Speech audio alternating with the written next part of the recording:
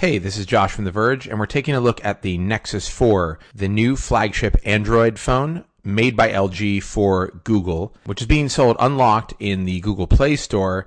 There's an 8GB version for $299 and a 16GB version for $349, and it's also being sold by T-Mobile on contract. A 16GB version goes for $199. The new device replaces the Galaxy Nexus, which was made by Samsung. I have to say, from a hardware standpoint, it seems like a much nicer phone. The device looks very similar to the Galaxy Nexus, but when you get a little bit closer, you can see the differences. The Nexus 4 is not curved the way the Galaxy Nexus is, and it also is made from just nicer materials.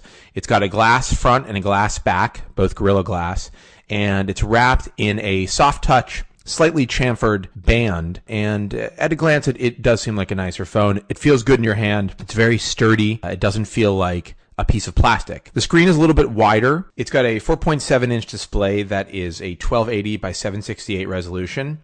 It's an IPS LCD display, and it looks a lot nicer than the Galaxy Nexus display did. It's crisp and clear. The only negative is that colors seem a little bit washed out on it. Not just compared to Super AMOLED, but even compared to something like the display of the One X, which uses basically the same technology. It's got two cameras. There's an 8-megapixel shooter on the back and a 1.3-megapixel camera on the front. The camera on the phone is a lot better than the Galaxy Nexus. It takes nicer photos, and it takes better photos in low light, which is really important. It's not the best camera on a phone, that's for sure, but it definitely gets the job done much better than the previous version. Inside, it's got a Snapdragon CPU, the S4 Pro, which is clocked to 1.5 gigahertz. Google reps that I spoke with said that it's the fastest phone on the planet, whatever that means. There's 2 gigs of RAM inside, and it also has NFC and Wi-Fi and Bluetooth. Interestingly, it has wireless charging built into it. There's an accessory that Google is selling called the wireless charging orb, and the Nexus 4 can just be placed on it and will charge. The battery inside is a 2100 milliamp lithium battery. It can't be removed, but I have to say battery life was definitely better on this device than on the Galaxy Nexus. As I said, the back of the phone is glass, and of course glass does tend to break, and I accidentally knocked the review device that I was using off of my kitchen table onto the floor beneath it, and it did crack the back of the phone. There's a small hairline crack from the camera out to the edge of the device. You can't really feel it, but it's there, and I think when I was at Google, Andy Rubin had a phone which had a cracked back as well. So that's definitely going to be something we're hearing about with this device, and is kind of a negative. It's a nice looking phone. The design is not a big departure from the last Nexus device, but it definitely seems like a more expensive product. There's some nice attention to detail here as well. For instance, on the back of the phone, there's an almost holographic stipple pattern that you can't see in most light, but once in a while it gets picked up, and it's kind of cool looking. From a spec standpoint, however, I think the most notable thing about this device is that there is no LTE version.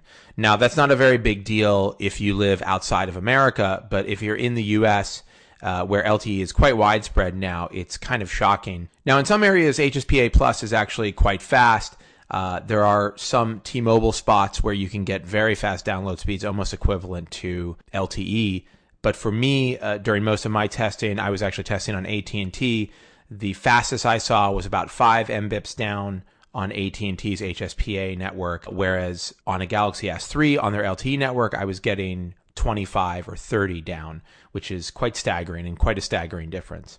The lack of LTE is a huge disappointment, making this not really competitive with the iPhone 5 or the latest crop of Windows Phone devices. As far as software is concerned, this phone is running the newest version of Android, which is Jelly Bean 4.2. It's a dot upgrade from the last version, but there are a handful of really interesting new features. For starters, they've added quick settings to the notification menu, which means you can access your most used settings pretty quickly. You can also get to this menu by using a 2-finger gesture swipe down on the notifications window, which is pretty handy. Google's also introducing gesture typing, which is basically their version of swipe, but it works in conjunction with regular tap typing on the keyboard, and in my testing was pretty good. I don't think the prediction is quite as good as swipe, but it's about 95% as good, which is basically good enough for me. The camera software has been updated significantly. Google has employed a really ingenious gesture-based interface for the camera.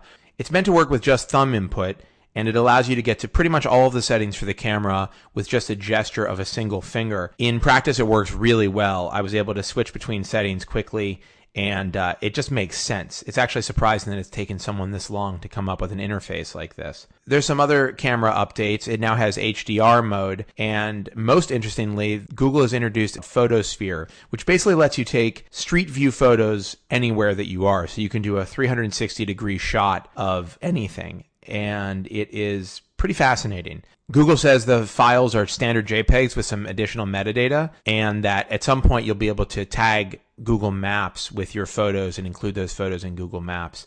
So coming soon to Google Maps, street view of your bedroom.